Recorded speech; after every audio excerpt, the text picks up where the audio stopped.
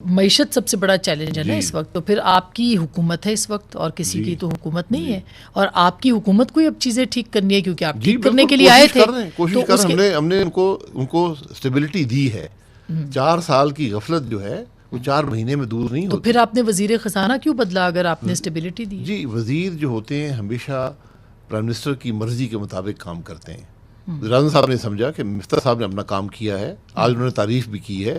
انہوں نے سمجھا کہ اب اس سال ڈار صاحب بہتر کام کر سکتے ہیں، پرانے تجربہ کار آدمی ہیں، وہ آگے اب وہ کام کریں گے. ان کی اور مفتر صاحب کی پالیسی جو تھی، معاشی پالیسی، وہ قطعی طور پر مختلف ہے. نہیں، میرا نہیں خیال کو اتنا فرق ہے، کیونکہ جو چیلنجز ہیں ان کے حل بڑے واضح ہیں اور وہ مشکل حل ہیں. تو اس کا مطلب ہے کہ ڈار صاحب جو ہیں وہ ظاہر ہے کہ اب ساری آپ کی جو نیا ہے پی ایم ایل این کی، اس کا سب کچھ جو ہے وہ ڈار صاحب کے اوپر ہے، اب ساری ذمہ داری ان کے ناتوان کندھوں پہ ہے. نیا جسے آپ کہتے ہیں یہ وزیر اعظم کا کام ہوتا ہے.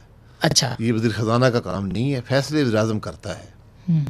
وزیر خزانہ ایک وزیر ہوتے ہیں، دیگر وزیر ہوتے ہیں، کابینہ ہوتی ہے، مشاورت وہ کرتے ہیں، فیصلے وزیر اعظم کے ہوتے ہیں. تو پھر سر لیکن پھر بھی سب ان کے آتے ہی ڈار صاحب کے ڈالر تو نیچے آیا ہے، اور اس میں کوئی دو رائے نہیں ہے کہ مہنگائی اس سے کم ہوتی ہے. سینٹیمنٹ ہوتے ہیں، وہ ڈالر اوپر نیچے ہوتا رہے گا. یہ سپلائی ڈیمانڈ کا ایشو ہوتا ہے، ڈالر اوپر نیچے ہوتا رہے گا. تو آپ نکال پائیں گے اس معاشی بحران سے اگر آپ عمران خان کے حوالے کر دیتے تو معاشی بحران تو ملک کا معیشت ہی ختم ہو چکی ہوتی.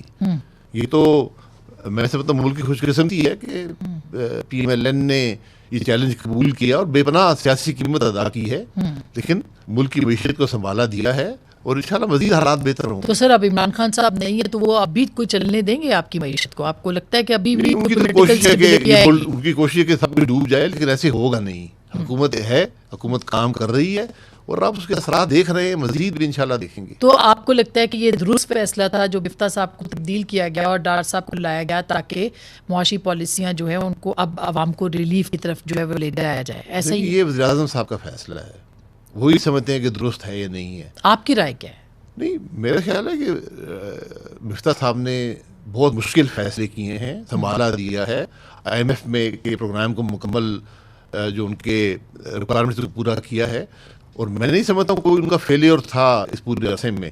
لیکن پھر جو وزیر ہوتا ہے وزیر اعظم کی مرضی کے مطابق کام کرتا ہے. تو اب وزیر اعظم صاحب نے سمجھا کہ ڈار صاحب بہتر کام کر سکتے ہیں ان حالات میں، تو انہوں نے ان کو چارج دیا ہے.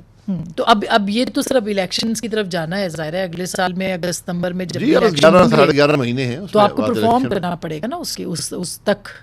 جی بالکل، آپ نے کام کرنا ہے اس وقت تک. تو آپ کی پولیٹیکل جو کیپٹل ہے وہ تو اسی کے اوپر ہے نا کہ ڈوئر ہے، پرائم منسٹر صاحب ڈیلیور کر سکتے ہیں. جی، حکومت ڈیلیور کرے گی تو اسی کو لوگ محسوس کریں گے.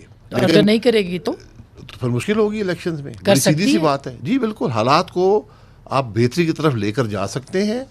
ایک آپ ٹرینڈ بنا دیں گے کہ اب ملک کے حالات بہتر ہو رہے ہیں. ہر مسئلہ اگلے 11 مہینے میں حل نہیں ہو سکتا، کیونکہ یہ خرابیاں 4 سال میں پیدا ہوئی ہیں.